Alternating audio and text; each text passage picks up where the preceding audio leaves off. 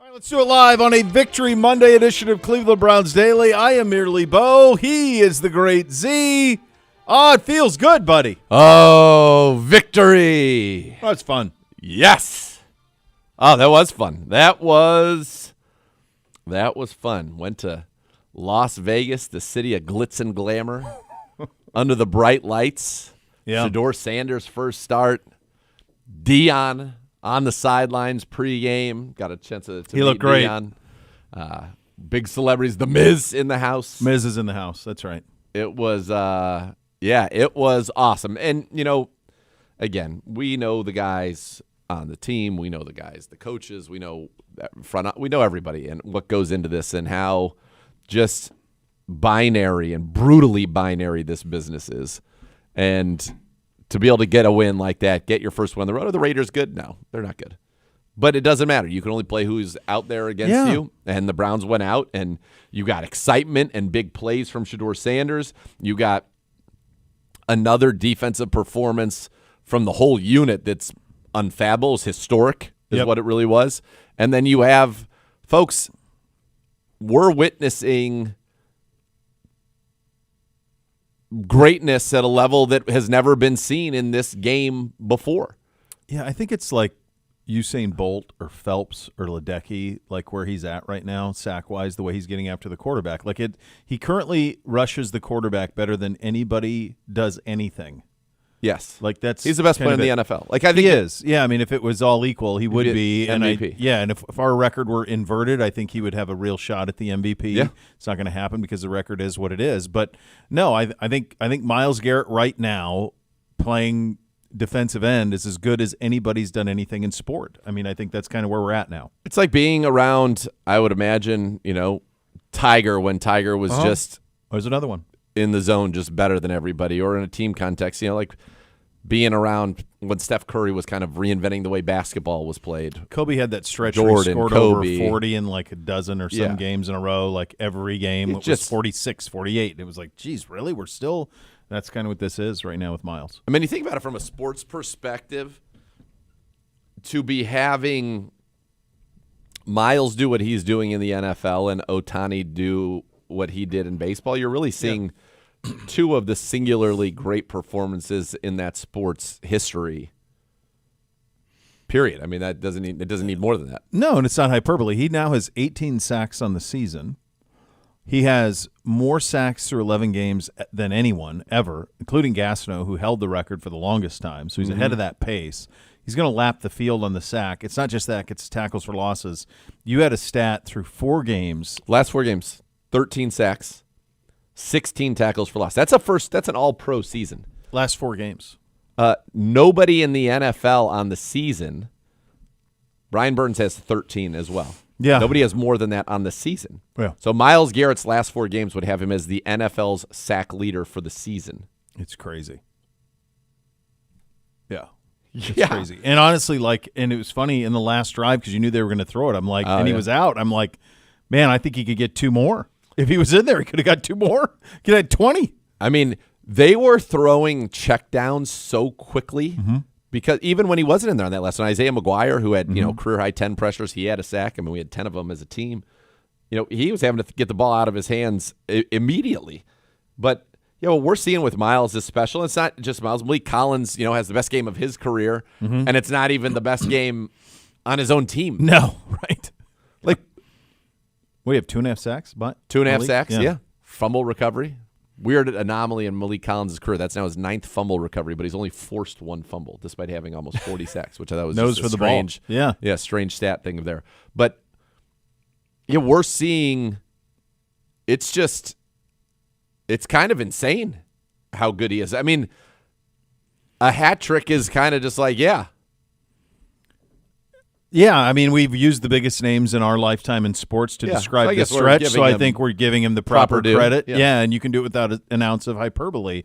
This one, though, as superb as all of those things, and that's the reason you won, this was going to be remembered for Shedeur, who became the first Browns quarterback to win his debut since Eric Zier in 1995. Yep.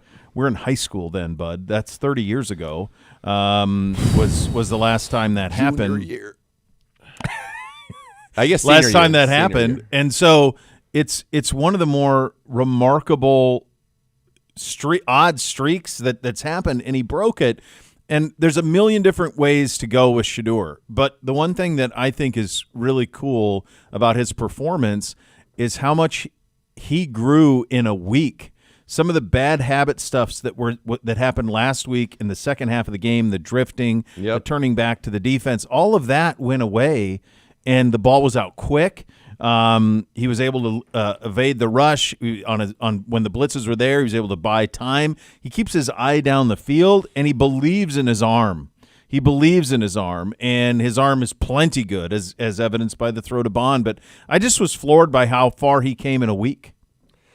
Yeah, and he dropped his time to throw from over 4 seconds week 1 to 3 seconds in this game. I thought that was excellent. Obviously, we saw his ability to get the football down the field, his improvement against the blitz. And then I'll give you 3 numbers, 52, 39, 66. Those are the 3 longest pass plays of the Cleveland Browns season. Mm-hmm. Season. Yep. They all happened in this game on 20 pass attempts. 52 to Bond, beating a cover 0 blitz. 39 to Jeudy, where he rolled out, set his feet, and threw an absolutely beautiful ball. And that's the other thing. We had a chance to get to 30 here, I think, if Jeudy doesn't fumble that one. And it was funny. Somebody made fun of me on the broadcast. They said, it's on. He's got to know that there are going to be people running him down from behind. Mm-hmm. But that's also one where if you're the guys behind him, you're letting him know, like, whatever that code word is, just like you would have in basketball. And some guy on X was like, did Zagura really suggest that somebody should be? Yes, of course. That's what they do. Why do you think guys on the sideline, when there's a pass in the NFL, scream ball so that the cornerback knows to turn around? Mm-hmm. Andrew Luck did it in the middle of an interview. He sure did. So that is a real thing. Yeah, that's real. Very real. They let the guy know you're getting run down from behind. Yeah. So that one we could have been at 30, but just much more poise. Certainly there's the lull in the middle of the game that we've got to work through. You're not going to be able to beat every team in the league if you have 2 quarters probably without a first down. Yeah. At one point it seemed like the Raiders were just 3-and-out machines, and yet they had possessed the ball for twice as much as we had. Yeah. But those chunks matter, and we have not been an explosive offense. And when you can be explosive, and Shadore Sanders brings that, which is why he will be the starting quarterback against the 49ers, and my guess is the rest of the way, because he has the talent and the ceiling to answer the question that we have been asking for a long time, since Bernie. Baker was there for a little bit, but since Bernie that we've been asking, who can be that guy for the Cleveland Browns? He has the talent. We certainly have always thought he had the talent, the ceiling, and I'm encouraged by the quickness with which he changed some of those bad habits that you alluded to, and now he gets a 49ers team that Myles Garrett has 6 more sacks than. He has 150% of the sack total on the season for the 49ers. He himself, 18 to 12. That, hopefully he can build on that. That'll be his home start. Place is going to be rocking. Yep. Get your tickets now before they're gone, because now they're going fast. But yeah, you will remember this, because this has the chance to be a turning point for the Cleveland Browns. Now that's getting into hyperbole, and there's a lot of work that has to go and a lot of proof in that pudding that needs to happen there. But it has a chance, and that's why it's exciting. I think Dylan Gabriel has shown that he is going to be a very good backup quarterback in this league and a starter at times. But I think that it's a bit of more of a stretch to say that that's going to be the guy that we don't need to really address the quarterback position next year. Shedeur is the one guy that gives you that opportunity, which is why we need to see more of him, and which is why we will see more of him. Yeah, and I think his personality is pretty infectious on the sidelines. Like, people feed off of him. He's got juice to him. He just does. And I think that the other thing is there's a fearlessness to the way that he plays quarterback. That, not to say that I don't want this to come across as if I think Dylan doesn't play it scared at all. But I think that the task that Dylan was given was get this out quick, don't turn it over. And that was the task. And Shedeur maybe has a different task. And with him comes an ability to take chance down the field and throw the ball deep. How many times on a Reaction Monday would you and I come on here and say, Isaiah Bond got deep. He did get beat. I mean, there was a couple of times where he'd get behind a guy, and it's like, give him a shot to make a play. Throw the ball. We didn't give a chance to see that much. Well, we got to see it. Yes. On Sunday, and it turns out when you hit one of those, it's a game changer for your offense and just your team morale. There's that clip on the television copy of Myles' eyes getting wide, like, okay, let's go. Like, that's what hitting a big play does, is it gives everybody a shot of adrenaline. Well, even when this team was doing, its best with Flacco and Jameis, which would be in recent memory, even go back to 2020 with Bake, you were hitting shot plays. Yes. That's what this offense is based on. We can run it, and then we scheme up a shot play, and we can hit it. And that has been non-existent, really, for a large part of the last few seasons. Yeah. And, there were times where Deshaun was finally got into a good groove with it where he was able to hit Amari down the field. But for the most part, it was Flacco, it was Winston. And now you see that ability with Shadore Sanders. I'll say it again. The 3 biggest pass plays of the season for the Cleveland Browns all happened in this game. Yeah.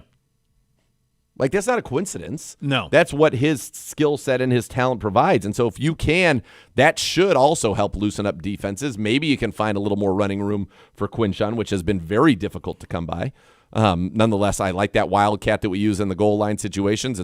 Was very effective against Miami. It was very effective here. By the way, those are the 2 games we scored the most points in this season. Yeah. So, yeah, there was a lot of good there. But, yeah, Bond all of a sudden now becomes an exciting kind of role player. Fannin had 44 yards after the catch, had 40 yards receiving. And, there was the one where there's 8 guys trying to bring him down. Eventually, Crosby gets in the mix, tries to bring him down, couldn't get him down, and, pats him on the helmet like, okay, kid. Yeah. And I have a lot of respect for the way Max Crosby plays the game. I think he had 5 tackles for a loss in a game where he could have easily at the end been to still have gas like that when you're I'm down not interested. like that. Yeah. Yeah, that's incredible. That's an engine guy there. Yeah, he's a stud. But, yeah, this was exciting. And now we're going to see more of it. We should see more of it. And I really believe that, that was not a perfect game. I think that we live in a world now where discourse has to be either that was the greatest or it was the worst. And it wasn't. There were really good things, and the good things he did were exciting. And we just wanted to have an exciting brand of football. Those chunk plays, those are exciting, and those are things that are going to carry over. Now we saw improvement on certain things, as you alluded to, not running out the back of the pocket, not turning your back to the defense. He did it once earlier where he switched the ball in the left hand, which I don't want to do because it always looks a little dicey in there. But recognizing cover 0, understanding where his out was, keeping his eyes down the field, making that throw to Bond. Great job. We had more yak in this game than we have had in a long, long time. And part of that is because when he does put it on a guy who's moving, he puts it on them in a spot where they are able to do it. It's a subtle thing, but even if you look at the play where Judy ultimately fumbled, that ball hit him perfectly in stride and allowed him to move. Now, he was open, yes, granted. You think about the ball to Fannin where he was kind of like threw it over the top on 3rd and 12. Fannin catch it, but the way he hit him actually kind of got him moving. The swing pass to Dylan Sampson, it's a little thing, but if that ball's behind him and he has to stop his momentum, the timing's off, but it was right where it needed to be. He goes 66 yards to the house thanks to some great blocking and just a perfect play call at the time and a lack of a reaction to what we were trying to do from the defense of the Raiders. So that thing translates, and now you just want to see him get better, not have those lulls, be able to find ways to extend a couple of drives in the middle of the game because I think he's going to continue to hit those shots. And what I like, too, is he finished both games better than he started them. Yes, he hit the big play early. I know Isaiah Bond put us up 14, but he just felt really in command at the end. When we needed a couple drives to kind of put the hammer down, it was good. And I liked it. I'm very encouraged. I obviously was big on him when we went to go back. He goes play those ones when we were going through his college tape. And we saw some of that. And we saw, I think, an elimination of some of the bad. Yeah, he threw a bad interception. That's stuff that he's going to learn. Your eyes, they're going to be all over your eyes. You watch Matt Stafford, who's going to, I think, might end up being the MVP, but he throws a touchdown to Parkinson where he's looking out here and throws it this way because when you have zone guys going to the flat, you need to let them get out there so you have the space to throw that stick route. He just kind of was right on it. So the guy's like, wait a second, I'm not going to drop out here. I'm just going to stay here. Yep. And he threw it right to Snowden. No, very encouraging. And our defense, it feels a little late in the game for it. But this is a defense that probably should be competing in reality for not only the division crown, but the AFC Championship and the Super Bowl. I mean, it's that good. Yeah, I think it's a championship defense. Yes. Yeah, and I think you could you think back to their original plan, and you could see kind of what they were thinking in terms of the defense being this good and just playing complementary off of it. There's a ceiling to that, and that's the cool thing about Shedeur is Shedeur eliminates the ceiling, right? Because he can throw. Because he'll throw it and he'll take shots down the field. I think the next thing is just finding things in structure. Yep, is the next thing. Yep, like just the easy ones. You mentioned Stafford, like that's quarterback masterclass right now, the way Stafford's playing. But anybody, I mean, you want to be able to hit that back of your drop or flip your head and rip it and hit it, and that's the structure stuff that'll be the next thing for Shedeur. I think Tommy deserves a ton of credit too, though. I thought he called a heck of a game for Shedeur. I thought he moved the pocket for him a little bit. I thought they took advantage of a lot of good things there. So I thought everybody was pretty cool on that side. The other thing that is becoming very cool with this team now, this far into it, is this rookie class looks like a load. Yes. I mean, they've got – it feels like Andrew Berry landed franchise cornerstone guys all over this roster in this draft. Yep, because he did. That's because he did. You look at, Mason Graham is coming on in a big way. Yes. He has been phenomenal lately, and really you kind of look at Myles' explosion in sacks, and part of that has come because of how well Malik Collins, Mason Graham, it also coincides with the return of Mike Hall, who has been playing well, but the interior pressure we are getting is not allowing quarterbacks to have anywhere to go when Myles comes around the edge. Yeah. And sometimes, in fact, the interior pressure gets there first. It forces them to move one way or the other, and that's allowed for some cleanup sacks as well for Myles. It's not just straight beatings and I go get the quarterback. There are some of those, for sure, the sack strip fumble that iced the game, but you've seen that. So you've got Mason Graham. You got Schlesinger, who's going to be, I think, the defensive rookie of the year. He had another, 11 sacks yesterday? He had 10 tackles, a tackle for a loss. I'm sorry. Yeah, I'd like him to have 11 sacks. Listen, with Myles, it just feels like a normal thing to say out there. Yeah. He actually had 11 tackles. You're right, because he got a special teams tackle as well. He is likely to be the defensive rookie of the year. Judkins is, you can tell this guy's a stud. We'd like to get him more opportunities I'd like to get him more opportunities in the pass game, and also, get him some more room to run the football a little bit. That'll come though when we're not, when we hit so shots. Compressed. Yeah, that he'll get some opportunities there for sure. And then you've got, Fannon's your leading receiver and has been a stud. You got Dylan Gabriel's at least shown you certainly that he belongs in this league and is somebody that'll be on your roster, I think, for a while in a backup or a spot starter role. You got Shedeur, who we'll see, but encouraging, and has, I think, a chance to be even more than that. And then Dylan Sampson is showing, the last 2 weeks he's hit big plays. He had a 19-yard run last week, a 20-plus yard run this week, a 66-yard catch this week, and is showing, this guy was the SEC Offensive Player of the Year, showing that speed, that burst as the complement to Judkins. That's an exciting thing to see as well. He was shot out of a cannon on that play. Oh, when he hit the Jets, gone. Goodbye. Ran away. Yeah, that was really something to run away from NFL players the way that he did there. And then we didn't mention Bond.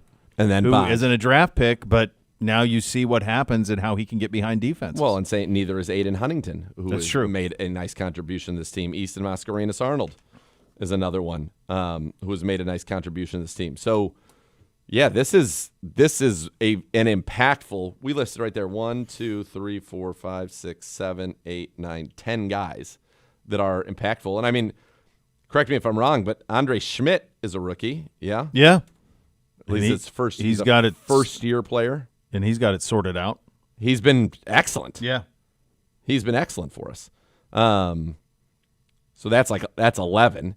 Yeah, Schmidt on the season now 16 of 19. 2 of the misses came week 1, right? So since then, he's been pretty lights out, and the only miss since then was in Detroit, where he had a 1 miss in week 1, 1 in Detroit, and then he missed in New England from like 40-something. Okay. But that's it. He's been reliable, and he's been quite good for the Browns. So that's another guy. Oh, and you have still the Jags, which they keep winning, which is annoying, but you're going to have a mid to late first-round pick to be added to this group because it's kind of a part of it when you turned, the number 2 pick into Graham, Judkins, and that future one. Yeah, that's how you build a roster. That's how you reshape a roster in a hurry. If I'm the Jags GM, I would If I'm the Jags GM, I'm not going to be the Jags GM for much longer. No, and I'm certainly not answering a call from Andrew Berry. No. I can't. I mean, that thanks. guy. Not interested, dog. That's like me. Some of my fantasy leagues are like, well, if you want to make this trade, then I don't want to do it. It's got to be too good for you. Yeah, right. Yeah. Yeah, it's got to be part of that. This was a fun one, man. And look, we're not in a position where we're going to chase a postseason appearance or anything like that. But if you can have some fun here over the next 5-6 weeks, and you get some home games in here, you got this one, you got the one against the Titans, so you got some things to kind of look forward to here, and it's kind of a shot in the arm, and it was one that was much needed. Speaking of shots in the arm, this is really one of the most remarkable stories. The idea that our great friend and Browns legend Bernie Kosar is being released from the hospital today, less than a week, just right at a week after getting a liver transplant. I don't know exactly how dire it was 10 days ago, but it felt awful dire to us, I know, and to those close to him. And the idea that he could be discharged by the great folks at UH this afternoon is just impossible. If you have not seen the story that ESPN did on Countdown on Sunday with Bernie, Jeremy Schaap did the piece, came here, did the story with Bernie, the incredibly emotional story of the donor and the tragedy around that, everything that happened. It's just it's a miracle. Honestly, it's a miracle the way that all happened amidst incredible tragedy from a lifelong Browns family. So just a really crazy story. I really recommend if you haven't seen it, but thrilled for Bernie and just can't believe he's going home. I mean, it's just unbelievable. It's amazing. He just posted a video about being discharged and that he's ready. He's going to go home. And yes, our thoughts are obviously with Bryce Dunlap's family.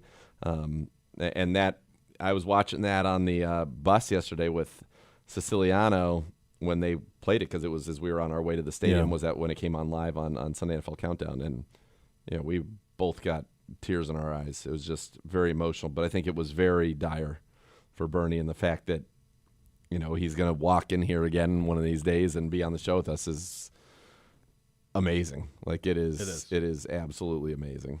Love you, Bernie. You matter, buddy.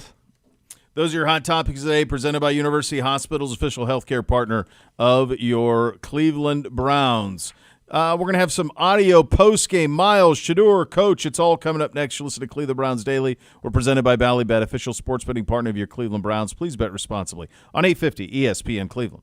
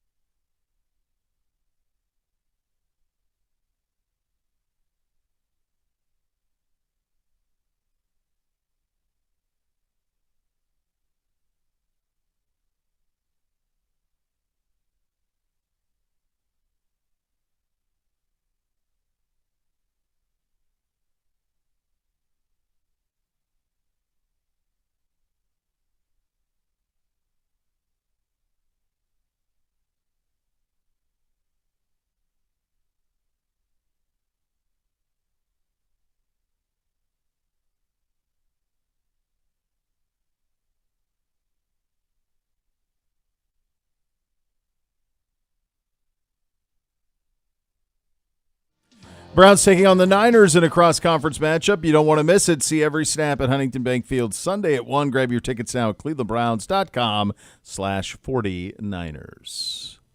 Plus, you can Shadore's first home start. Yeah, and you can bathe in Pedro's tears. He's not even coming. Can you believe that? Yes. All right, let's go back to the podium in Las Vegas. This one actually takes us inside the locker room. Here is Coach's post-game speech. How about that room? Got you down for now. Stayed resilient together like I told you we needed to, right? Stay resilient together, and we fought together. How about Gage's big punt return on special teams? How about Corey, every single time you're out there pinning those guys doing your job? Great job.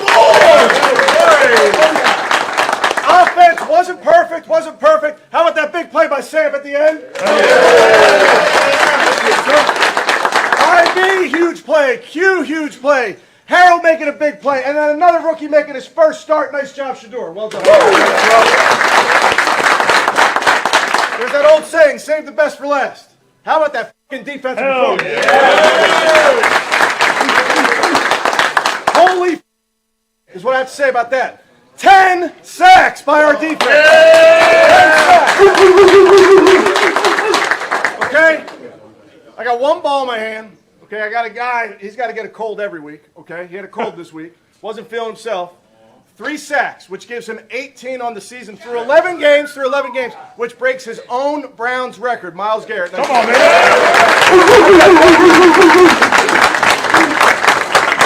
So I'll see you guys in tomorrow. Hey, I'll see you Wednesday! That's good, man. Big pop at the end there. They like that, yeah. They like that. They like that no Monday. That's good. Now you're flying from the West Coast. Get that win, you can do it. Obviously, so much to this one. Myles' history, all of that. But I think a lot of this is going to be remembered because of Shedeur making his first start in the National Football League. He was available post-game as starting quarterbacks are. Here are his thoughts on his performance. And like I say, just because I didn't get the summer reps, just because I wasn't in the best situation for me to be prepared to go out there and execute, like from a summer standpoint, that's how life is. Not everybody's not in the best situation, but it's no excuse. You got to go out there and perform. Like, there's no choice, there's no question. Nobody cares if this was 1 week of prep. Who cares? So a lot of people want to see me fail, and it ain't going to happen. It ain't going to happen. I'd like to see him succeed. A great deal. So we all would like to see more and more success. Shedeur was asked if he had a chip on his shoulder after being passed over by the Raiders. This is a great line. I was a 5th-round pick. I got skipped by everybody at least 5 times. So it just come with the game. You know, it is what it is. But I'm just thankful for where I am now. Everybody have their differences, but I still got an opportunity to play, so why can I be mad? Money different, but thankfully I have a good family. So it is what it is. We're not playing for that. We're playing for the love of the game. So I'm just thankful to be out here, have an opportunity, be able to go out there and play, go out there and start. You don't know how surreal, that feeling is, knowing that you have the responsibility of the Browns organization on your shoulders, having all the fans. Everybody in here arguing with each other online and everything. Everybody have their differences about me. It is what it is. But I'm just thankful I'm here before y'all. Hopefully we cleared a little stuff up. But we have a long way to go, and the only way is up. I was thinking about him. I wonder if he's ever been a backup in his life at any level. I wouldn't think so. Started as a true freshman at Jackson. Started 2 years at Colorado. I assume he started the whole time in high school, started in middle school. I mean, he bounced around. He chronicled this, how he kind of bounced around a little bit. Deion put him in different circumstances, whether it be charter schools or wherever. Yeah, he probably never has. That's probably his first ever experience this year. No, when I talked to him before the game, he said that this was just so much more comfortable to do what he's always done. Be the starter, prepare to be the starter. Get the reps, get the timing down with his receivers, get on the same page. And that was one of the things that carried over in practice. I talked to a bunch of people, I knew he was going to hit a deep ball to Isaiah Bond in this game. You just knew it. And one of the things that it became very clear in this game, too, is that if you're a receiver and you're running a go route and you think that the coverage is there or you think the ball's just not going to go to you, think again. Because we had 2 of them. With him back there, you've got to run every route because the ball could come to you. Yeah, there were. I knew exactly where you're going with that. Like, there's no doubt that there's been some bad habits developed because of the realization or the thinking that the ball's not coming my way. Yep. Well, it might. Yep. So keep running, boys. There's plays to be made out there, and this kid will sling it down there. And if you're out there, you say, well, of course he's different. He was a all Big 12 type player at Colorado. Of course he's always been the starter. Guys, most people sit. Yep. Most people sit. Julian Sayans sat for a year at Ohio State. Most 5-star kids, and Shedeur wasn't a 5-star, most 5-star kids sit for a year. It's rare that they come in and plug and play. It just doesn't happen. Yeah. The number one high school quarterback last year coming out of high school is at Colorado. Was signed there to eventually, because of what Deion did with Shedeur, he didn't start right away. Like, they're working him in. Like, it just isn't something – most people learn how to be a backup at some place. He probably never has. It just occurs to me he's probably never been the backup quarterback anywhere in his life, which is a different experience. It's a totally different experience. Yeah, for sure. All right, the other side of this, of course, is Myles. History made in about a billion different ways. Here is Myles on his reaction on the Shedeur bomb to Isaiah Bond. I mean, he put it up, and I'm just like, oh, God, who is that even going to? I wasn't even looking down there to see IB, and then I'm just looking. I'm like, oh, God, please. And he drops it in the bucket, and he reaches it out. I'm like, please, just don't fumble into the end zone. Keeps possession, and I'm just like, wow, there's not many guys in the league that can make that throw. So that was a hell of a throw. I hope he can continue to grow and develop, for making plays like that, and they'll take it from there. His reaction was cool. Yes, and listen. These things matter. These things matter. It matters when you have a guy that can make a play that can raise the eyebrows of the greatest player in the NFL right now. Mm-hmm. It matters for the energy on the sidelines. It matters for the belief. It matters so greatly. And he has that it factor. He's been productive everywhere he's been. He's got the lineage. And when players see that play, I thought, was the one that just kind of was like, whoa, this is different now. Yeah. I love that it happened play. early. I love that the game was still very much in the balance. It was, it was like it was an attention getter. Yes. It set a tone for sure. Myles set a constant tone in this one. There's actually a play going around the internet now where he doesn't get to Geno, where he kind of dips. They try to double team him, and he dips one and then just runs the guy over right at Geno's feet. And he didn't even get the sack on that. But that's what he does on every single snap. It's a remarkable thing. He was asked post-game, because now he has 18, more than anyone has ever had through 11 games in a season in the history of the league. Yep. The NFL all-time sack record is well within his sights. Here's Myles on that. Chasing Mike, chasing greatness. If God wills it, and I'll go get it. Hopefully sooner rather than later. I don't try to delay this thing. I want it to come in a win. I want to have a chance to play some games in January and February. So we got to win out. We got to hope some things go our way. It would be great. We have a lot bigger and more pressing things to deal with. Were you surprised he wasn't in on the last series? No. Just because it was well in hand and why mess? But, I mean, he could have got another one. I don't think Geno was going to let himself get sacked again. Because on the last series, I'm pretty sure it went. I mean, Isaiah McGuire was getting in there really quickly on that last series. They were going for it because we were one away from tying our franchise record, which would have been 11. Yeah, that last one. Oh no, he did get sacked. Yeah, who got? Oh no, he didn't. He didn't. The very last one. Yeah, because Myles gets a sack fumble, then they get it back 52 seconds. It was check down to Mostert, quick to Bowers. So he was He's like, I'm not. Yeah, I'm done with I've this. had enough. Yeah, I've been hit enough. You got hit a lot. I've been hit enough. Tough dude, man. Tough dude to keep getting hit like that and keep getting up, which was pretty remarkable. The new Rumpke Recycling Resource Center, one-of-a-kind facility located here in Ohio, can process 250,000 tons of materials annually over 50 Ohio counties. Learn more about how you can help keep our communities clean and green by visiting rumpke.com. We'll head to the podium coming up next with Coach Stfansky. You listen to Cleveland Browns Daily. We're presented by Bally Bet, official sports betting partner of your Cleveland Browns. Please bet responsibly on 850 ESPN Cleveland.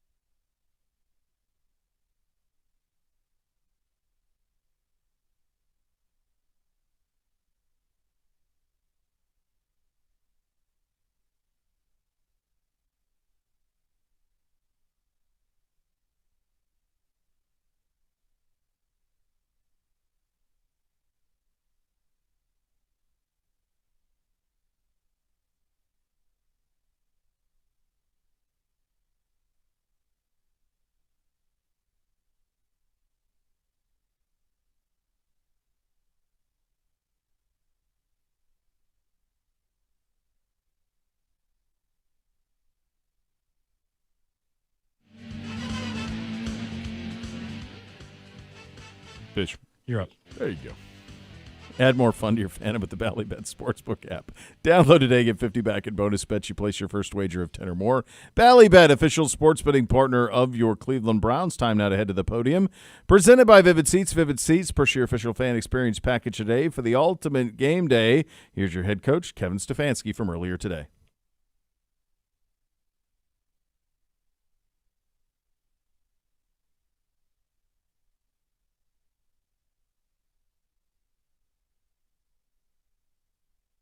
Has that quad injury. Brendan Bates with the ankle injury. I'd say both those guys are in the weeks. So they'll out this week. We'll see how that goes over the next couple of days. I'll have a better sense. Obviously in the game, like we talked about, great to get a road win for this football team. Some really, really good moments on all three sides of the ball. And now we got to build on it. We have to have a big one at our place. We're excited to be back home in front of our fans versus a very good football team who's playing tonight. So we'll do some TV scouting this evening. But we got to be about our business this week, have a great week of practice. With Thanksgiving week, obviously there's always different schedules and that type of thing. So we have to really be good about our process. This week will be a big focus for us. Shedeur will start this week. Obviously, number one job of a quarterback is to win. So excited to get that first win under his belt. And then next thing is improvement. And that's what young players do. Certainly young quarterbacks do. You get one game better, and that's just from working at it. So that'll be our focus. But with that, I'll take any questions. Well, I was going to ask if Shedeur was going to start, but now that you announced that for us, just when you went back and you looked at the film, what were some of the things that you felt that he really did good, other than the obvious? We know that he pushed the ball downfield a little bit, but what were some of the other nuances of his game? Well, obviously, first start for any young quarterback, you're always going to make sure that the operation is how you want it. And I thought by and large was good. There's things that we can clean up. And obviously that goes on all of us. That's coaches, that's the players, the quarterback, where we can clean up some of our operation. But I thought communication was really good throughout the day with him. And then, like you mentioned, the big plays down the field. Obviously that first one to IB was very, very high degree of difficulty with that play. Are there things that he can do better? Absolutely. We've already talked about that with him. He has the mentality that he will, make the adjustments to the speed of the game, make the adjustments to what people are giving us to make those improvements. Hey, Kevin, Shedeur talked about how it took him a while to get adjusted to not being the starter, right? That was a role that he was not used to. Could you see him get so much more comfortable last week when he was back in that role? Without a doubt. And I think, again, there's such an adjustment for players coming out of college, regardless of position. But think about when you've started your whole life in high school and college, and then there is that transition, and that comes for everybody. But the message we always have around here is you have to stay ready so you don't have to get ready. And the life of a backup player, whether quarterback or otherwise, it's a grind. You really got to work when nobody's watching and those type of things. Now, once you do get that into that starter role, that's when the reps come. That's when the game plan is really built around your comfort level and those type of things. So it's only natural that players in that position feel more comfortable. And that's our job as coaches to continue to tweak and adjust and make sure that we're leaning into what our players do best. And how did you see him make a jump in handling pressure/blitzes yesterday from that Ravens game?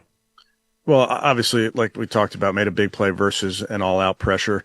That's going to be something that you always have to anticipate. Defensive coordinators blitz young quarterbacks. It's just what they do. And we have to look at that as an opportunity, certainly in the pass game, to make big plays. So that's a focus for us moving forward. Hey, Kevin, I'm going to ask you about Jerry Jeudy.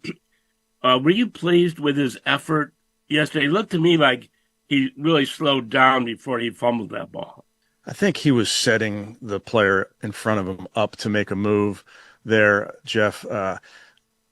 He will be better. That's really a play that we expect him to make. That's a huge play for our football team. We're about to get 7 points, if not 3, on that drive, and that's a big play for us. And Jerry knows this, and we remind him and remind our players it's always the guy that you can't see that they're coming. So I don't think it was a loaf. It was a lack of ball security technique.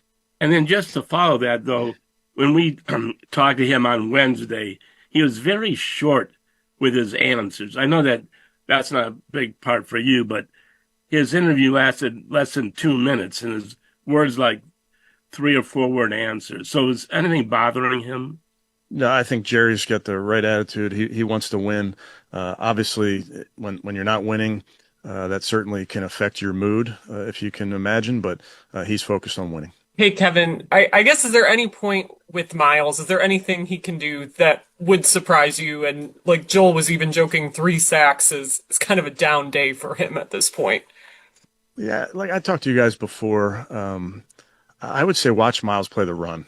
And listen, I get that sacks get a ton of attention. You know, that's our game, and you know, everybody knows the stats and the records and all that thing. But man, we focus on playing sound, hard football. And I think if you watch Myles play, watch him play the backside of the run in that game where they tried to put a jet sweep in front of him, he closed and made the tackle. I mean, those are high level plays. They don't get the same attention that the sacks may get, but they're as important to us as anything. It's part of our DNA, is just playing really, really hard. And you watch number 95 out there, he is playing really hard down in and down out.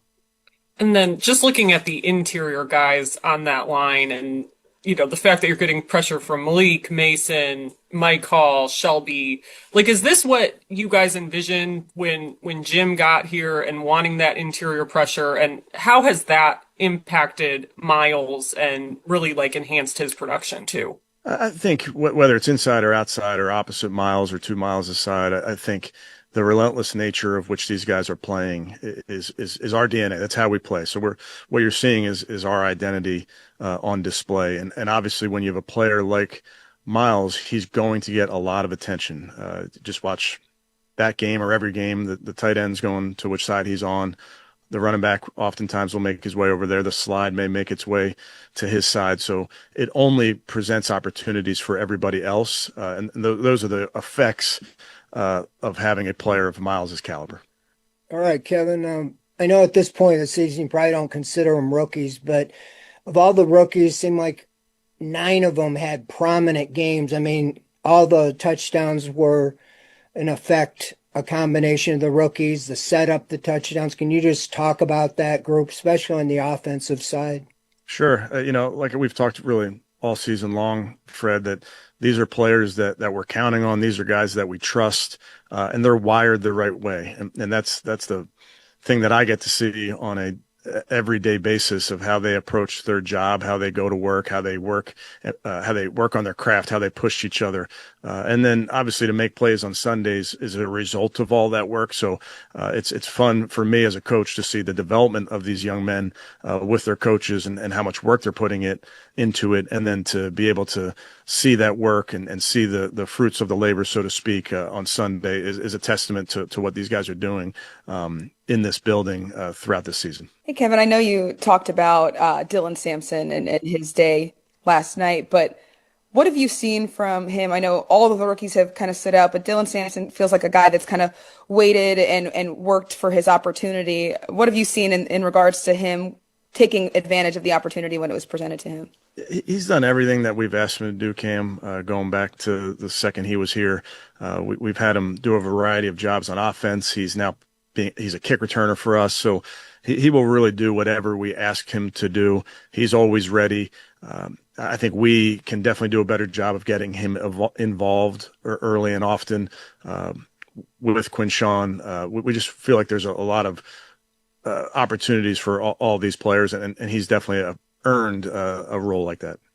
I know we kind of only talk about the kicker and misses, but Andre Schmidt has seemed to really have a resurgence after some of those early season struggles. What have you seen from him in terms of bouncing back from some of those things early and being able to be consistent for you guys?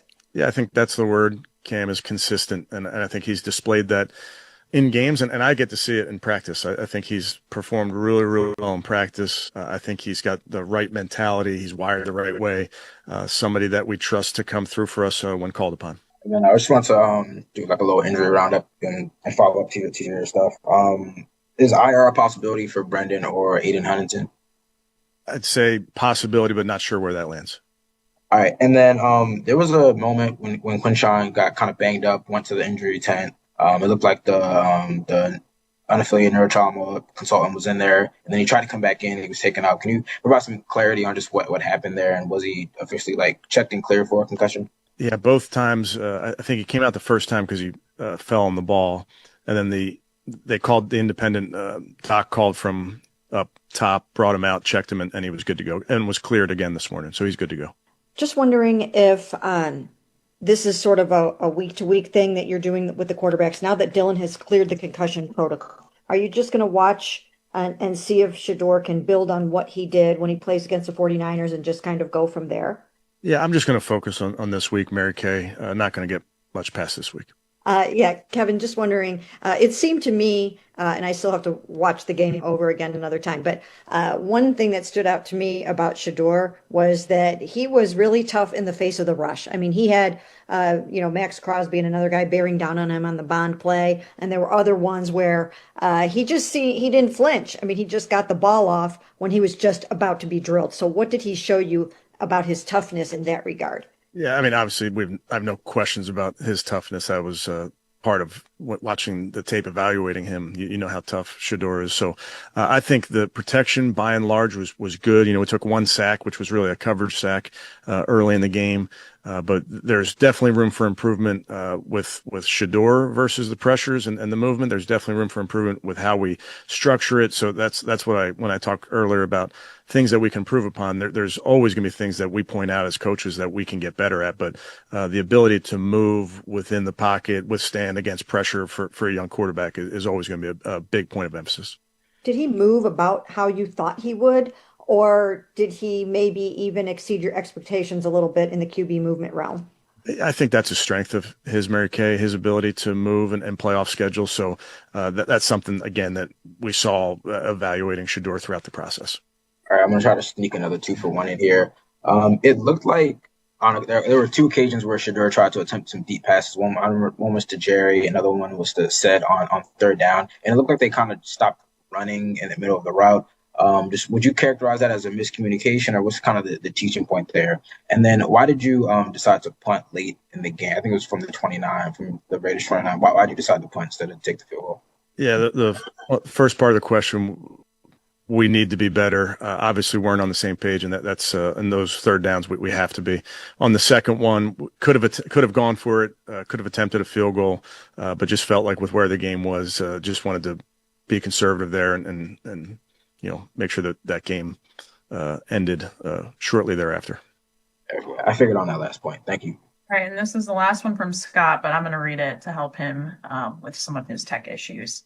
He wanted to ask if that was Mason's best game, and what did you like about it? Yeah, I thought Mason was very, very disruptive, very active, both in the run and the pass. I mean, the entire defensive line obviously was assaulting the pocket throughout the game, but Mason continues to be a player that is harassing the quarterback, is around the ball, is making plays in the run game. So I do think, again, another young player that, like we've talked about all season long, these young players get better. They improve, and it's not just because the calendar's changing. It's because they're putting the work in. So I definitely put Mason in that group of players as well. Thanks, guys. If a car, truck, or motorcycle accident caused you injury, call the injury lawyers at 1-800-ELK, Ohio for a free case review. Elk & Elk's a proud partner of your Cleveland Browns. Second hour of the program coming up next. We will go around the league and the Joe Thomas half hour of the program as well. You listen to Cleveland Browns Daily. We're presented by Ballybet, official sports betting partner of your Cleveland Browns. Please bet responsibly on 850 ESPN Cleveland.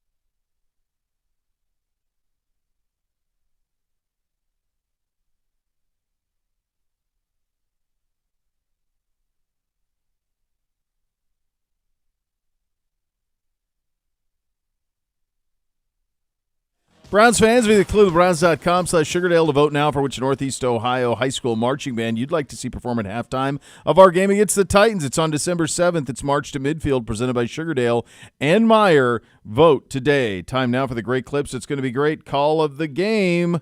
My hunch is you can guess it. Let's have a listen. Quinchon out, Sampson in. Sampson is now motioning into the backfield here. It's a 3-by-1. Shedeur on third down, throws it. Sampson to the flat. Sampson 35. Sampson 40. Sampson, first down. He's on the Raider 35. It's a foot race and he's gone. Dylan Sampson, touchdown. And that is the longest play of the year for your Cleveland Browns. 66 yards to the house. Dylan Sampson's second receiving touchdown.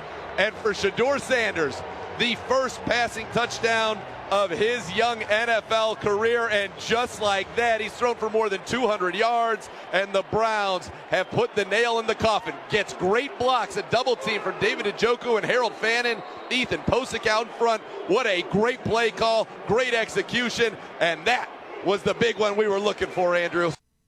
You know what I like about these great clips, great call of the game? I like that we're getting the real analysis. You know, in the old days, you just get the short. Yeah. Now we're getting the analysis that comes with it. What happened? How did it happen? What does it mean? Right. These type of things. Yeah. I like that. Was that also a bam from Siciliano at the end of that? It was. That's what I thought. He got a bam in there at the end. Bam. Bam. I like that. At the Do we have the other? Do we have my favorite? I don't. I haven't had time. That'll be tomorrow. We'll have By the way, enough fun from the clown out of nowhere 24 seconds ago said what I'm talking about is the best exchange yesterday between the radio play-by-play voice and Pro Football Nate. So we'll have that for tomorrow? Yeah. All right, you have that to look forward to tomorrow. Browns fans, visit clevelandbrowns.com.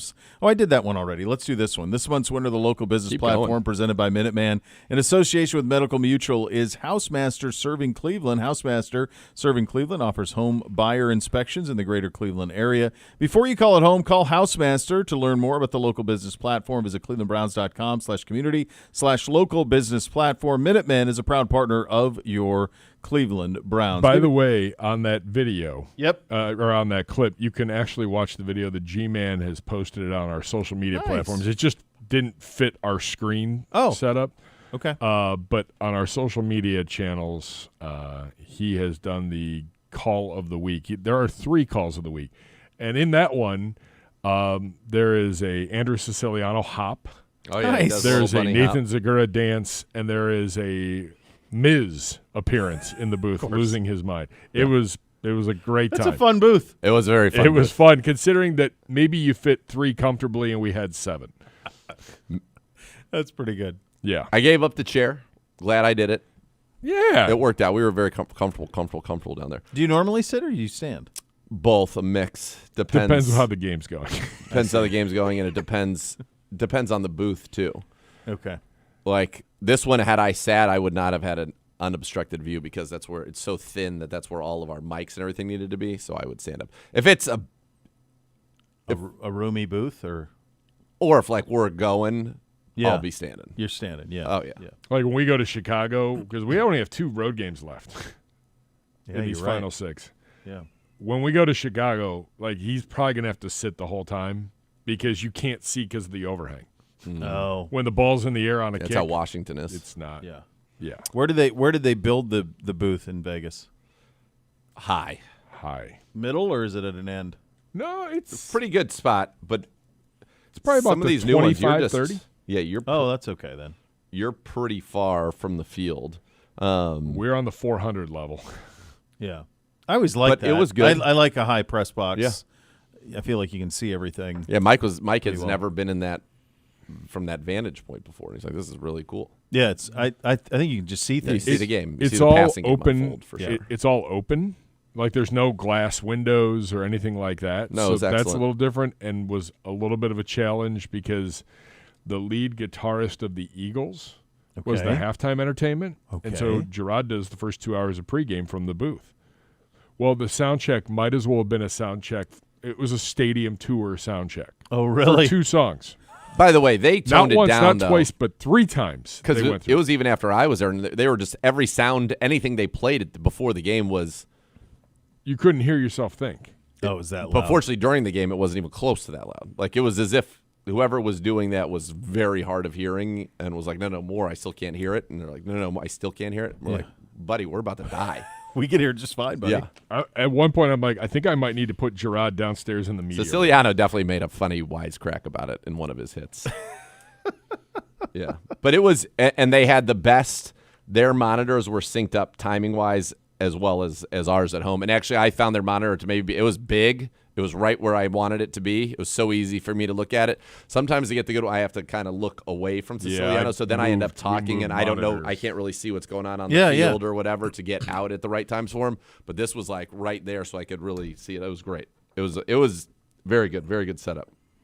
All right, Gibby wants to know what's our big takeaway from Sunday's game in terms around the league. Around the league. Okay. Just I need one good takeaway. I think the Rams are the team I think the Rams are the team to beat.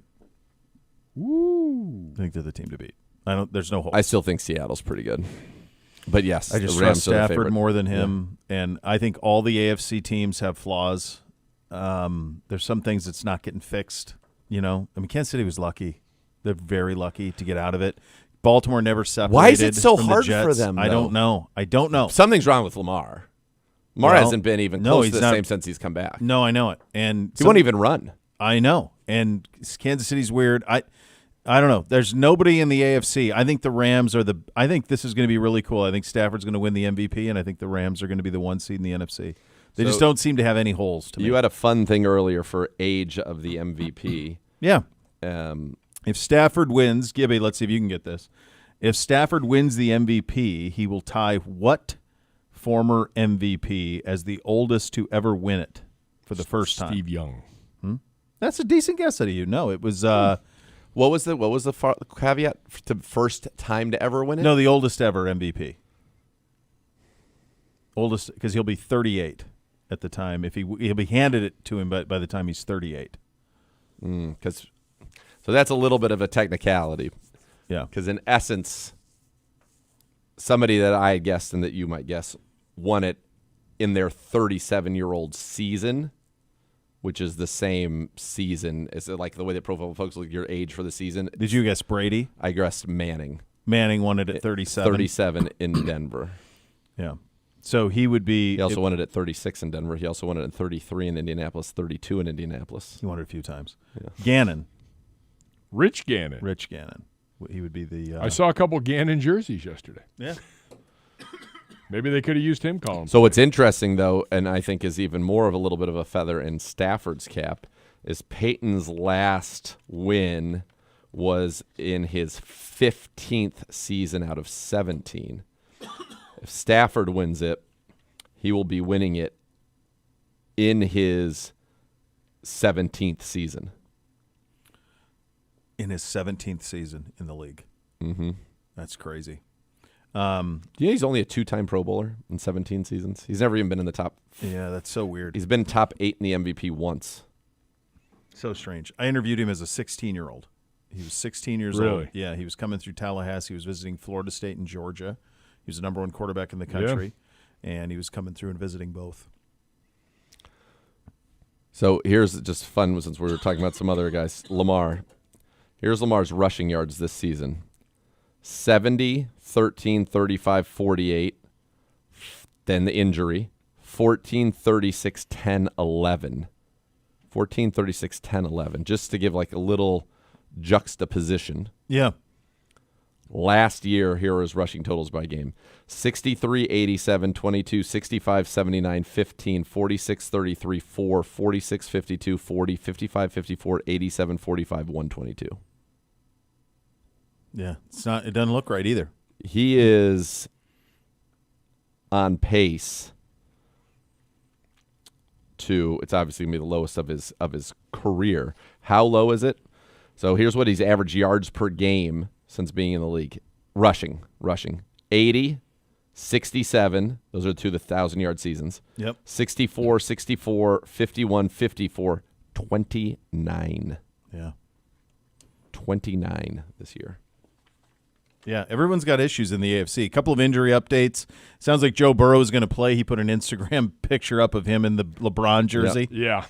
So he's back. So he's going to play on Thursday night against the Ravens. Higgins, No Higgins, no Hendrickson. Both those guys are out. Baker suffered a sprained EC joint in his left shoulder. He didn't play in the second half. No structural damage. Tampa Bay's not ruling him out for Sunday. And then J.J. McCarthy in concussion protocol. If he can't go, undrafted free agent Max Brosmer starts Sunday for Seattle. So that's where all of that goes. Real quickly, OBM, the preferred provider of copiers and document services for your Cleveland Browns. They'll tackle any size office at 216-485-2000 or visit ohiobusinessmachines.com. And Gibby, I believe we have a score. We do. The Carolina Panthers 6-5. Their winning record. They haven't had a winning record this late in the season for the first time since 2018. Jeez. They have a good chance to win that division. The Bucks are. We're not going to talk about that. Yeah, they do. They do. I'm sorry. I hate to say it. Well, let's see if Christian McCaffrey can't derail that. He goes up against his former team for the first time since being traded way back when. 49ers hosting Carolina. Bo Bishop. It just seems crazy to me because Carolina is the greatest team ever assembled. And honestly, I'm surprised it's not Carolina minus 31.5. I'm shocked that it's not. Ohio State-ish. That's what I thought. I thought it would be Carolina minus 31.5 at San Francisco. So somebody knows something. So I got the Niners winning this one 24-10. Niners can't rush the quarterback. This one is ripe for Niners up 13 late. Oh, God. Bryce, Tet McMillan, my guy, Bingo Bongo, Backdoorzo. 37-31. Oh, baby. Niners. Oh, baby. Nick. He's not going to like it. Nick, that's AI. Here's what you're going to like coming up next. The Joe Thomas half hour of the program. You listen to Cleveland Browns Daily on 850 ESPN Cleveland.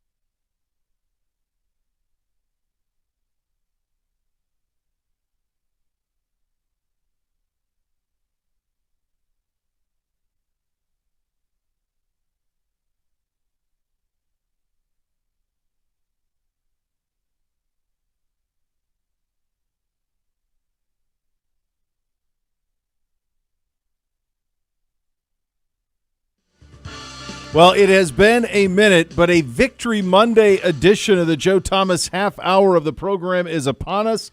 Hoff, Monday tastes a little bit better with a win. What were your opening thoughts watching the Browns go to Vegas and take care of business on Sunday afternoon? My opening thoughts are joy is back in Browns Nation because we finally had a team that was fun to watch, and offense pushing the ball down the field, defense doing their thing, but you know, it always feels good to win, of course, but just having a team that's fun to watch, that you can put out there, that you can sit around with your family, and they give you all the feels that you want. And, of course, you know, the happy ending when it's all said and done is what everybody's looking for. And so what a beautiful Sunday. What a great way to start my Thanksgiving week. You said it. Hoff, this is what I want to ask. As an offensive lineman, when you have a quarterback who can hit some big plays, and by the way, the Browns' 3 longest pass plays of the season all occurred in this game against the Raiders. What does that do for the offense? Now, I think we'll get into, you know, there are things in the middle of the game that we probably want to smooth out a little bit, but the big plays I thought were just so massive. And the throw to Isaiah Bond, I thought almost kind of changed how you feel about this team full stop. Like that one play, you're like, okay, here we go. There are a few teams in the history of the NFL, especially recent memory, that can go 5, 6, 7 yards down the field and score consistently, at least enough to be able to win the game. So you have to have an explosive element within your team. You need to hit 3 to 5 big explosive plays during a game for 2 reasons. One, because that's how teams score in the NFL, right? Yep. It's so hard to do it, 15 play drives and go all the way down, because all it takes is 1 sack, 1 penalty, 1 minus yard run, and the drive is pretty much stopped.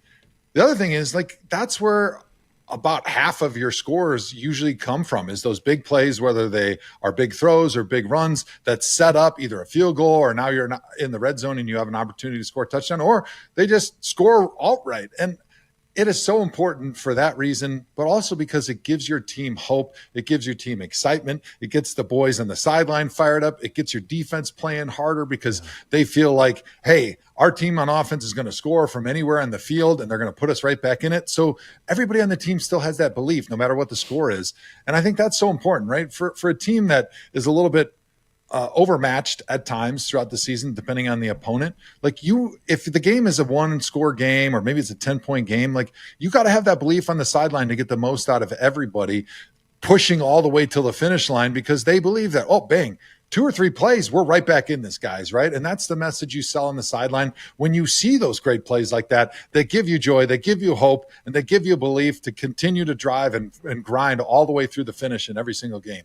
Huff, Nathan and I talked about this earlier in the show, but he deserves a lot of credit in how far he came in a week. We talked about this. He didn't drift.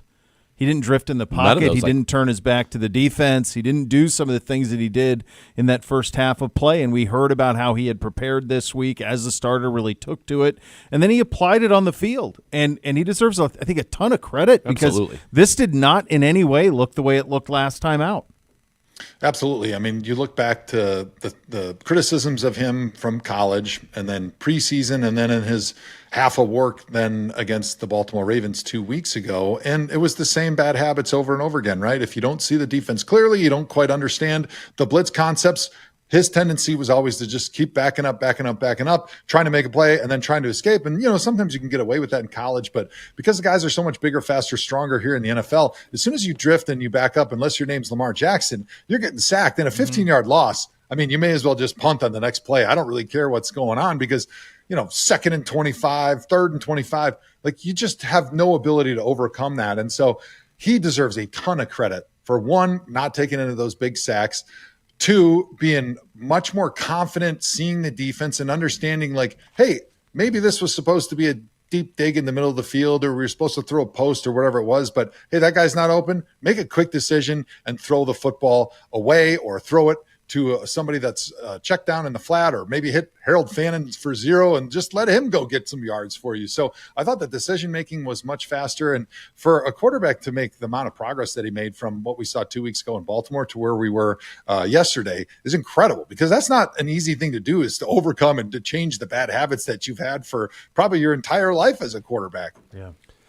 I just thought, one of the things we talked about was he had to be prepared to be blitzed, to be zero blitzed. After he saw the Ravens do it and it completely, got him, it flummoxed him, all of that, he had to be prepared. And then how about the first big play, which was the one that I think really kind of made everybody say, oh, okay, the first big play is from Shedeur to Isaiah Bond. It's a zero blitz. He knows there's going to be a free runner. He gets out to the right and then makes an incredible throw on the run to get the football to Isaiah Bond. That play, just that evolution. He went from 0 for 6 against the blitz to this week he was 2 of 5 for 69 yards, 14 yards an attempt. And you're not going to hit them all. That's kind of the point of the blitz, but that's where you can hit some big plays. And then the other thing I loved is when he was clean in this game, 67% completions, 10 yards an attempt, quarterback rating of 137.7.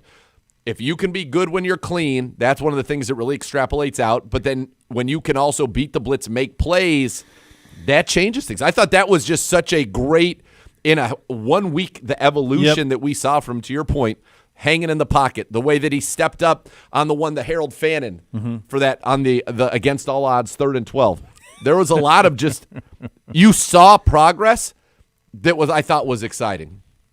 Absolutely. And talking about that big play to Isaiah Bond, it was so good for me. I jumped out of my chair with excitement. I was screaming because if we would have seen that play 2 weeks ago, if we would have seen that in preseason, what would Shedeur have done? He probably would have backed up, trying to create space and time, but there's no room, there's no free space behind you in the NFL because the guys off the edge, they're running into that spot, and they're a lot faster running forward than you are backwards.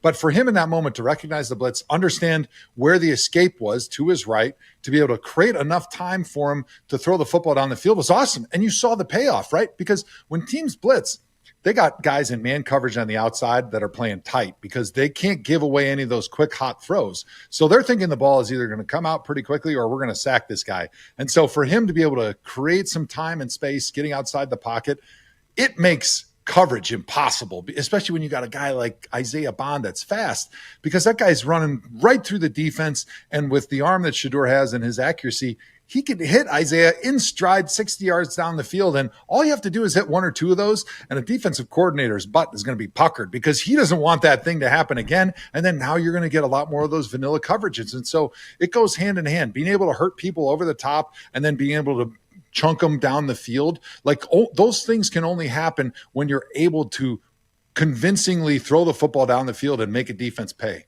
Well, and it happened. So coming into this game, you had to think, so their average blitz rate for the year was 27%, the Raiders. Coming into the game, I think they were going to blitz a lot. That was probably a part of their game plan. And after that one, they really didn't blitz much. He was only blitzed 5 of his dropbacks in the game, 23.8% on the dropback percentage. That means that scared them. They knew our receivers could beat their corners, and Shedeur could make those throws and was willing. We haven't always been willing to make that throw. Absolutely. And I think the important thing, too, is like you're getting your receivers excited, right? It's hard for a receiver to run 40, 50 yards down the field at a dead sprint 20 or 30 times a game, especially if they're not even getting a look. But now that they're getting looks, like we used to call those for the love of the game routes, when you got these receivers that are just trying to take the top off the defense. They're trying to create space for those intermediary and short throws. And, it's not a lot of fun sometimes to have to just go be a track star on the outside. But when you're getting the football, one, it makes the defense scared, but two, it excites your receivers and it gets them to run their routes harder, right? All these things, they go hand in hand. And the progress that Shedeur made in this game is just making everybody on the offense better. Yeah, and now we get the news earlier this afternoon that he will, in fact, start. He'll make his home starting debut against the 49ers this week. Could be some elements in this one. Could be snow. Raucous. Could be, it's going to be raucous. It's going to be elements. He played in that in Boulder, though. He played on natural grass in Boulder in the elements. That's no surprise for him in terms of what he will see. But this one is going to have a vibe to it, Hoff. I mean, for a team like ours that's, quite honestly, we're not playing for much in terms of can't play in the postseason, those type of things. But good grief, from his vantage point, I cannot recall a late November game with this type of atmosphere that what he's going to see on Sunday. The joy is back, gentlemen, and I'll be there. I'm so excited. The wife, she looked at the calendar and said, "Hey, I really want to go to a Browns game. I want to take the kids. Let's go to that 49ers game. And this was something we decided like a month ago. But really, yes, the good Lord loves us because the stars are aligning. Good things happen to good people, atmosphere. Oh man, I can't wait. It's going to be so much fun in that stadium because, like you said, you're not playing for the playoffs, but there's so much on the line because we're watching a guy that could be our franchise quarterback next year. And then maybe if he becomes a dude, and I don't want to get ahead of myself because obviously there was a lot of mistakes that were still made and he's got a lot of growth that still needs to happen. But, hey, it's kind of fun and exciting to think about, hey, maybe this is our quarterback. And what can we do then with those 2 first-round picks we got next year and this great draft class that we had of rookies this year? Like, the pieces are falling into place a little bit and it kind of gets you excited. He's a lottery ticket. That's what we described it as after they drafted him. He's a 5th-round pick. He was your second quarterback. He said postgame, everybody in the league passed on me 5 times. Yep. Like, everybody did. So, like, if he hits, it changes everything. And, it's easy to get excited now. Yeah. But he also had that talent in the pre-draft process. Everybody on tape. We loved him. He was a top 35 player on the tape. So it was just everything else that had him drop to the 5th round. And the tape's the tape, and the tape holds up, and the tape looked how it looked on Sunday. I mean, he has the upside. There's a lot. Look, we went through, unfortunately, we haven't even talked about our defense, which I spend a great deal of time on, I'm sure. But we went through a lull in the second and third quarters where I don't think we really even had a first down. So there are little things that need to be ironed out, and there are kind of some of the layups need to be layups, things like that. But he's got that big play element, and he has the ceiling to be that. So my thought process is I think Dylan Gabriel is going to be an excellent backup quarterback in this league for a very, very long time. But we're looking for that guy. Shedeur's the one guy who has that kind of upside. And by the way, remember all the questions, his arm's not good enough? That was 55 yards in the air off balance. Plenty fine. I never even understood that coming out. Like, he made those deep throws all the time at Colorado. Like, I never understood, like, the arm talent. That was always there abound. Yeah. No, it was certainly on display. I thought, again, I think that he's got that kind of potential, and so you want to see it. There will be ups and downs. Like, he's a rookie quarterback still who had a big learning curve coming to the NFL, but the top-level good, I'll say it again, the 3 longest pass plays of the Cleveland Browns season came on his 20 pass attempts in this one game. Yeah. Yeah, I mean, talking about arm strength, I kind of laugh. It's like, the guy throws a great spiral with accuracy, 65 yards down the field on the run. Like, how much more do you want? I mean, maybe he can't throw it 75 yards, but how often does that ever happen in a game? Right. So, like, to me, I think that was kind of silly, and you saw it right there. As long as you can throw the ball over the defense's head when you got a guy that's within 4 seconds of the line of scrimmage running on a dead sprint like Isaiah Bond did, you're going to be scaring defenses, and that's all you need. And so I'm super excited about this guy because of the progress he made. I think it was above and beyond what anybody ever expected. And if he can continue to improve on some of the other little things, some of the other mistakes that he made, like, this is going to be a fun offense to watch the rest of the season. And as fans, this is what we deserve, right? For hanging around all season, watching football that wasn't that much fun. Fun football is back. Yeah, it is. It's always fun watching this defense. We've run out of superlatives for your buddy Myles, but 18 sacks in 11 games, that's the most in NFL history, passes Gastineau's pace. He's obviously on pace to annihilate the sack record. He has 14 sacks in his last 5, which I don't even know how that makes any damn sense at all, Hoff. I really don't know what to make of this. Now, obviously the Raiders up front, Robert Gallery's not walking through that door. Like, they've got some issues up front. But this was feast season. And honestly, Hoff, if he would have played in the last series where they were throwing it, I think he would have got another one. How do you explain this level of dominance we're seeing? I mean, it's impossible to give it proper context other than to say he's the best, most feared defensive pass rusher the NFL has ever seen. I said that back in the offseason, got a little bit of pushback because, Reggie White was pretty good. Lawrence Taylor was pretty good. Bruce Smith. There's been a lot of great pass rushers over the years, but watching those guys, not playing against those other guys, I can confidently say that nobody puts more fear into offensive tackles' minds than Myles Garrett. I mean, played against him when he was a rookie and was my last season. He was already one of the best pass rushers I went against, and he's taken steps every single year he's been in the league to improve on what he did. And so for a guy that has elite strength, speed, lateral quickness, and then he bends like nobody else I've ever seen. It's impossible to block him. I saw one of his best reps was actually a rep he didn't get a sack on towards the end of the game, where he kind of did a little bit of a jab step to the inside, beat the tackle off the snap with perfect timing, and then he dipped like he was like a little yard gnome or something, like 2 inches off the ground, maybe 2 feet off the ground. So even if the offensive tackle would have anticipated and got back a little bit earlier than he was supposed to, he still wouldn't have been able to block Myles, because he gets so low and he turns that corner and he dips with ankle bend that we've never seen before except for Gumby. I mean, it's just fun to watch that guy, and to think that anybody would even try to block him one-on-one. I don't care if you got an all-pro out there at left tackle. It's just a bad matchup.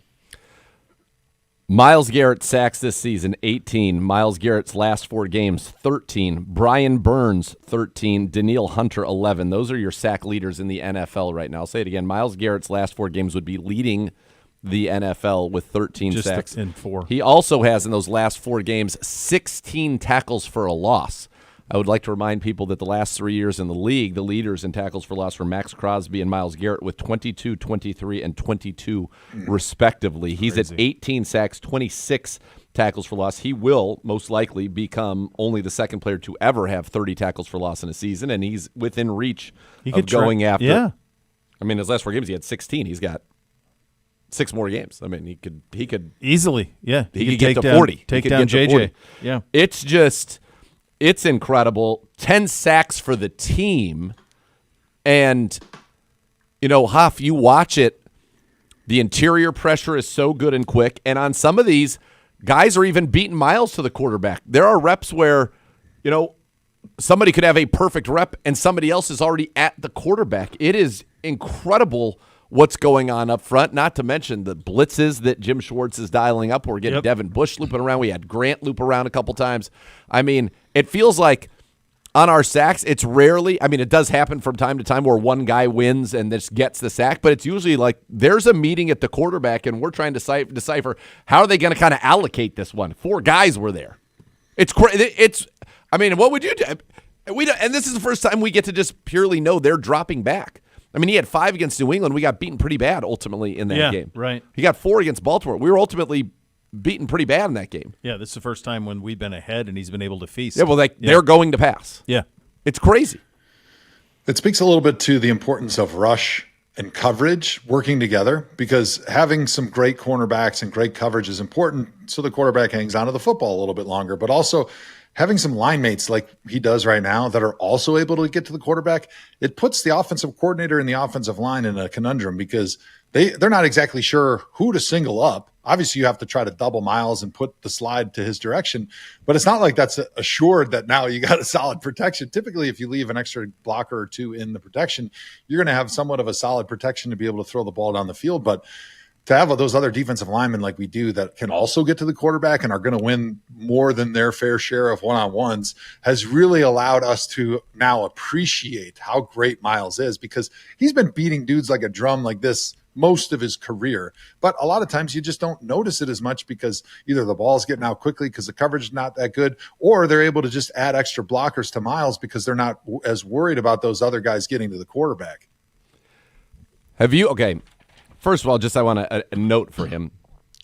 Malik Collins had 2.5 sacks, a fumble recovery. He now has a career-high 6.5 sacks this season. He doesn't even get mentioned, even though he's been, I think, one of the best under-the-radar free agent signings in the entire NFL. He's perfect for what we do. I hope he's here for a long time. Mike Hall's back and looking good. Mason Graham is coming on. Graham's coming along big time. They had the one where him and Malik collapsed the interior of the line. They just double pancake. Crazy. Yeah, they just threw guys on their backs. It's nuts. It was completely nuts. But this is Pro Football Focus.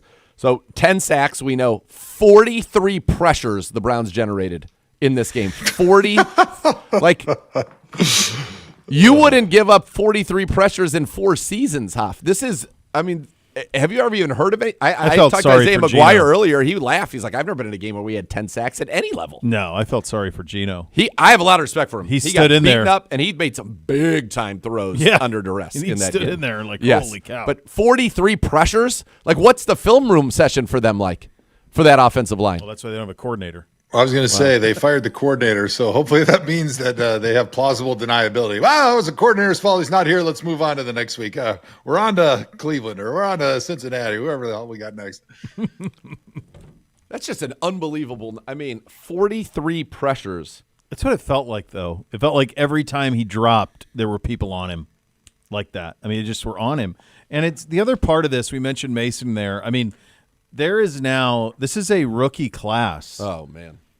And look, there's been a lot of criticism of Andrew. Obviously, it's been talked about for a while. This is a rookie class with Schlesinger, who's playing like an all-pro. He's going to be the defensive rookie of the year. You got Judkins, who is just a stud. All of a sudden, Sampson comes along yesterday and shows the explosiveness that they loved with him at Tennessee. They hit him on the swing pass for the longest pass of the season. Takes it 66 yards. Yep. Isaiah Bond is not a draft pick, but is a rookie. And we've been talking all season about how he gets open deep. It's there. Fannin, let alone. It's just these young guys, they're really coming along. And this is looking like a real game-changing group of rookies for this team. You talk about, and it's not even done because in reality, you still have a first-round pick next year that would be a part of, quote-unquote, not this rookie class, but of this year's assets was added to that. So you have another future first. The signing of Malik Collins, the trade of Greg Newsome, who has now been benched in Jacksonville, coach's decision for Tyson Campbell, who is I love that player. guy. Nice now, they caught a couple balls on him this game, but he was right there. Yeah. He's physical in the run game. He had one where he just went in the backfield and stoned Ashton Genty.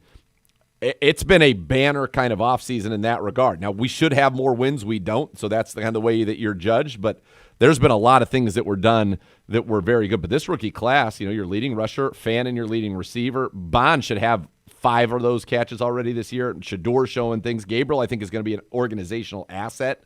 Whether he's probably not the answer, but I think he's that's a crazy amount of contribution from one rookie class, and that's kind of how you turn things around. You get a little bit of a foundation of guys now that are going to be here for a while. Yeah, you always think about when teams and their media are telling the story of a championship season, right? They always go back to, all right, what was the turning point? And typically they're pointing to a draft class like the ones the Browns had this year that completely flipped the culture. It flipped the expectations, and it gave you a solid group of players all across the board, from maybe all pro guys, Pro Bowl guys, to solid starters, to, like you mentioned, Dylan Gabriel, who could be an amazing backup for the Browns for a long time, who's that super reliable guy, super smart. He's always prepared. He's always ready. And this was a fun draft class. You had no idea what it was going to look like, but when you're getting contribution and really good quality starting minutes out of 5-6 guys in your draft class, that's the type of draft class that flips a franchise perspective and expectations and puts them in the right direction to have a long period of sustained success. Yeah, it really does.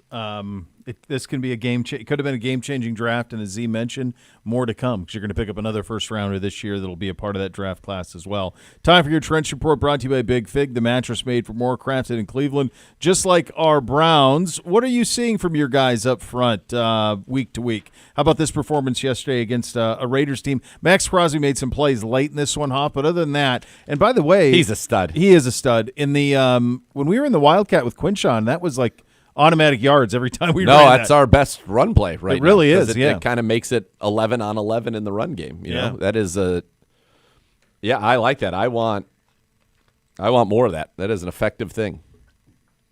Yeah, it was great. A lot of times you can't really make the Wildcat a huge staple of what you do, because at some point everybody knows, all right, they're running the ball with this guy and we're going to load up.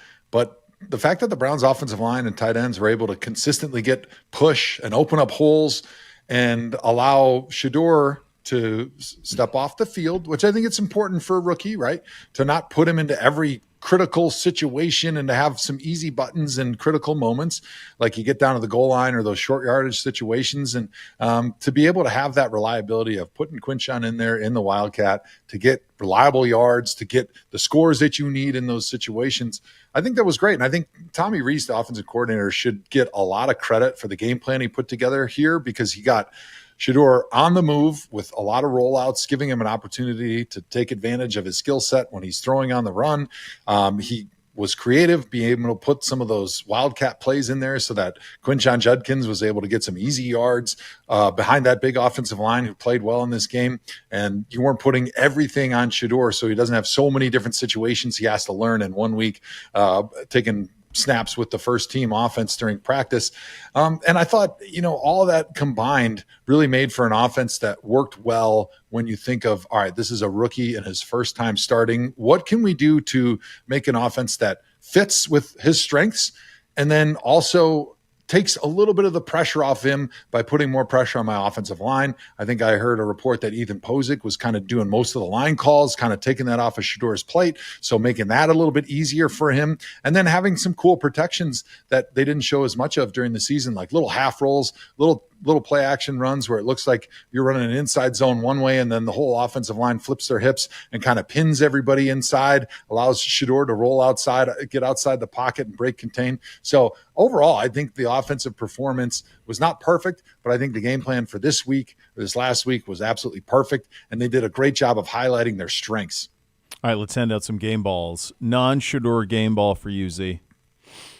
On offense? Yep. I'll give it to Isaiah Bond. I like he's a guy that I've liked. I like his ability to run. He's been open for these plays in the past. The ball just has never gotten to him or even been thrown to him. And so it was good to see kind of that reward for him and for all the things that he has done. And by the way, it's also just a nice little feather in Dylan Sampson's cap that he will be a weird trivia question if it ever becomes one. Yeah. He caught not only the first touchdown pass from Shadore Sanders, but also from Dylan Gabriel. Oh, that's right. Which is kind of a weird little coincidence. That is. Hoff, who do you got? Game ball offense. Non-Shedeur, you say? Yeah, if you can.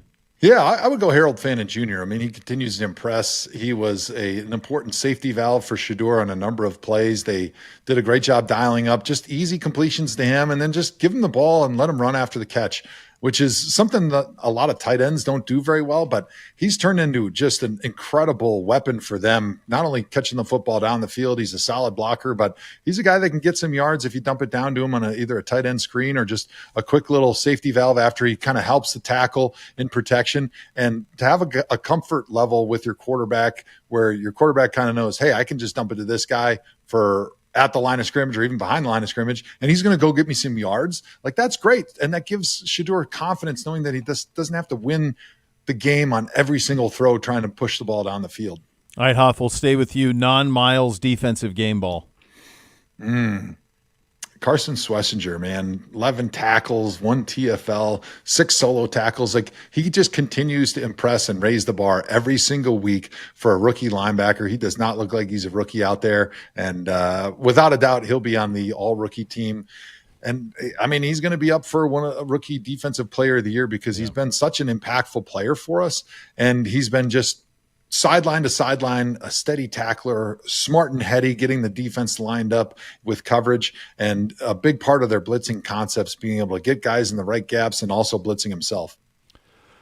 I'm going to go with Isaiah McGuire. Career-high 10 pressures in this game with Alex Wright out. Then Aiden Huntington goes down, who had been playing defensive end. You're down to those guys. And I just think he's been phenomenal. And, we've extended Alex Wright now. I think Isaiah McGuire is another guy who could maybe get extended at the end of going into next season. But it was just impressive. You could give it to, honestly, Malik deserves one. Maybe you'll give it to him. Mason, they all deserve one. Devin Bush was spectacular again. I mean, this was just a fun, really was, defensive performance to watch. All right, Hoff. What do we have? Deer season? Is that what you're up to this past weekend? Yeah. Are we bow or are we rifle? What are we doing? Yeah, the rifle season started on Saturday, so I had the traditional Wisconsin deer camp experience with the family and had the uncles and the grandpas and the kids all out there, and nobody shot any deer, so the deer families left the woods with a lot of happiness versus a normal opening weekend. But we had a lot of fun. We were cooking up the Hoff beef. My dad was on the grill. He's an excellent chef.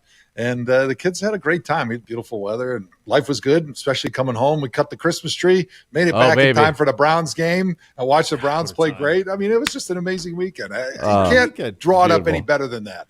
Now, we won't talk to you ahead of Thanksgiving. What are your thoughts? What's the big plan? What's the game plan for the food on Turkey Day? Yeah, so I got an amazing text from the wife.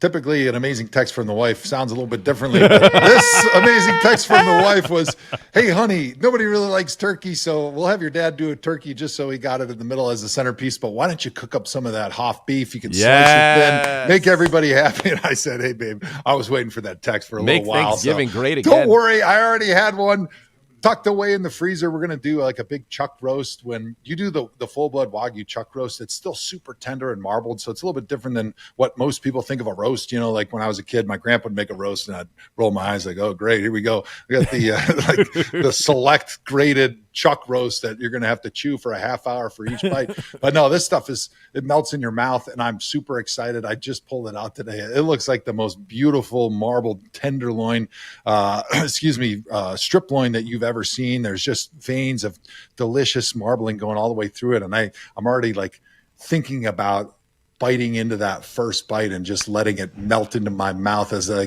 buttery, melty piece of steak, delicious Wagyu, and everyone's going to be so happy that they don't have to choke down any turkey this year. Thank you. By the way, we've been going on a press box tour now, and everybody it was a Thanksgiving dinner in the Vegas press box. It's coming on Thursday. We got number it. one, number two. We don't need any more of it. No, it's not on a menu. No, that's why I said there's no restaurants for it. No, there isn't. They don't exist. All right, Hoff. Happy Thanksgiving, buddy. Plenty of restaurants with Hoff beef. You will, when that happens. All right, buddy. Happy Thanksgiving to you and your family. Yes, dude. We'll see you this weekend.